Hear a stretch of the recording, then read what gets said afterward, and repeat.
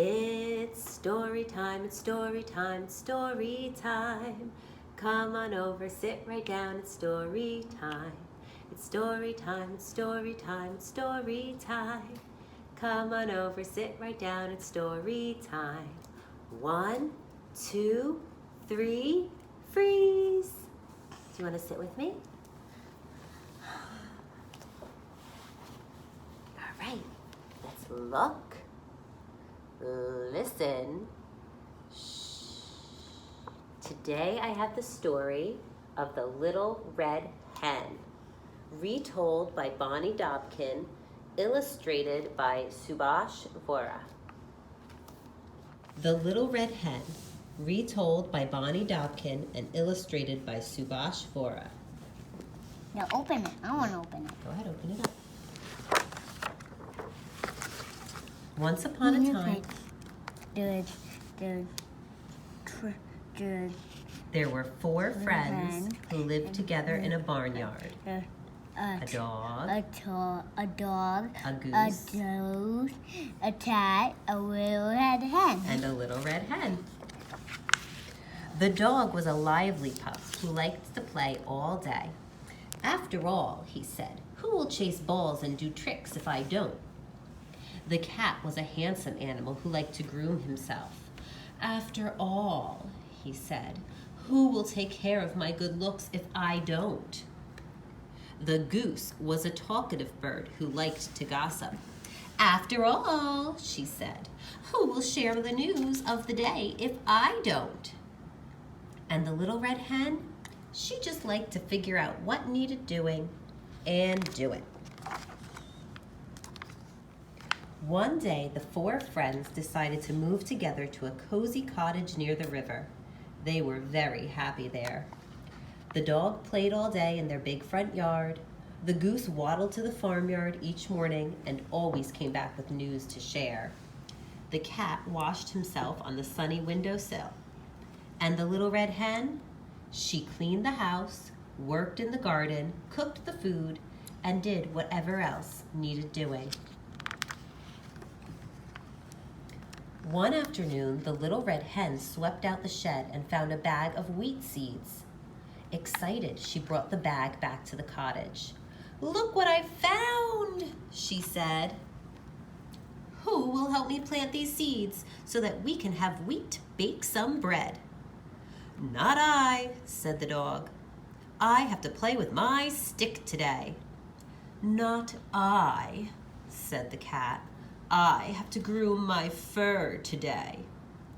"Not I," said the goose. "I have to talk to the cow today. She has news about the goat."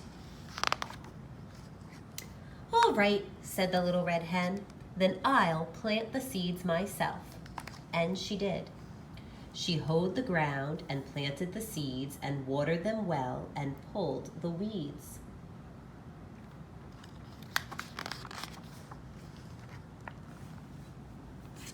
Soon a fine patch of wheat was growing tall in the sunlight. "The wheat is ready for harvest," said the little red hen. "Who will help me harvest it?" "Not I," said the dog. "I have to bury my bone today." "Not I," said the cat. "I have to smooth my whiskers today." "Not I," said the goose. "I have to visit the pig today. He says there's a scandal with the sheep." "All right," said the little red hen. "Then I'll harvest the wheat myself." And she did. She cut the wheat, then gathered and tied it in bundles and stacked outside. Whoa. That is a lot of work for one hen to do all by herself. "Now the wheat must be ground into flour," said the little red hen. "Who will help me pull the wagon to the miller?" The miller runs the mill where they grind up the wheat. They have to mash it up. "Not I," said the dog. "Today is the day I chase rabbits." "Not I," said the cat. "Today is the day I clean between my toes." Not I, said the goose. Today is the day. The goat said he'd tell me a secret about the cow. All right, said the little red hen. Then I'll pull the wagon myself. And she did. She cleaned the wagon and loaded the wheat and went to the miller's down the street. The next morning, the little red hen was ready to bake. Who will help me bake the dough? She asked. Not I, said the dog. I'm busy chasing my tail.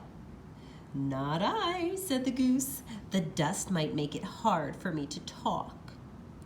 Not I, said the cat. The flour would muss my clean fur. Oh my, they are not being very helpful. Who needs a rooster? The hen, right? All right, sighed the little red hen. Then I'll make the dough myself. And she did. She gathered up eggs, milk, yeast, and flour, then mixed and kneaded for nearly an hour. Excuse me. Now, said the little red hen, though she already knew the answer, who will help me bake the bread? Not I, said the dog. It's time for me to take a nap. Not I, said the cat. I really must get my beauty sleep. Not I, said the goose. I absolutely must rest my voice. Oh my, now they're gonna all take a rest while the little hen keeps working? Let's see what happens. All right, said the little red hen, then I'll bake the bread myself. And she did. She built the fire, a difficult chore, and slid the pan through the oven door. She cleaned the mess that the baking had made and finally went out to rest in the shade. They're not being nice. They're not being very helpful, right? They're not sharing the work. As the afternoon wore on, the wonderful aroma of baking bread drifted through the cottage. It tickled the noses of the napping dog, the sleeping cat, and the resting goose. They sniffed. They smiled. They opened their eyes. What is that heavenly smell? Asked the goose. Why, it's just my fresh baked bread, said the little red hen. Who will help me to eat it? I will, said the dog, jumping up from his rug. I will, said the cat, leaping down from the window.